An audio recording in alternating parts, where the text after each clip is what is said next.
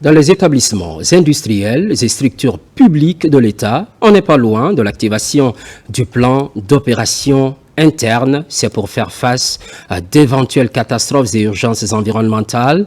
Déjà, plusieurs idées émergent, mais il faut les harmoniser afin de protéger les citoyens et les employés. Moussa Bangoura.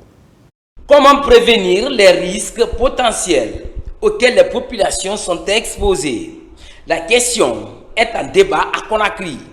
Cadres du ministère du Commerce, de l'administration du territoire, de la protection civile et de l'environnement prennent part à la rencontre. Le débat est axé sur la production d'un plan type d'opération interne, mais aussi sur l'étude et l'analyse des dangers dans les établissements industriels. Ce plan d'opération interne, c'est un outil qui est non seulement important pour l'industriel, mais surtout pour l'État. Parce que ça permet à l'industriel de se protéger ses installations et protéger son personnel.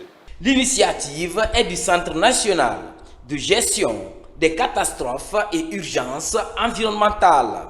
Ces échanges ont été coordonnés par des spécialistes en prévention et gestion des risques et des catastrophes. La réalisation des études de danger pour les établissements industriels et se préparer ainsi à la situation d'élaboration de scénarios dimensionnants.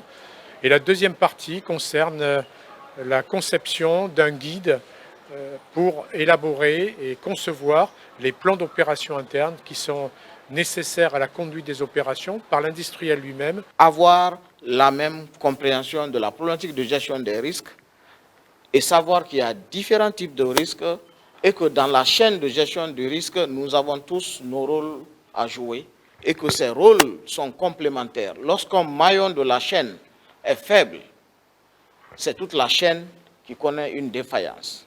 À l'issue de ces pourparlers, les industriels sont appelés à veiller pour des mesures adéquates afin de rendre ces plans opérationnels conformément aux textes en vigueur.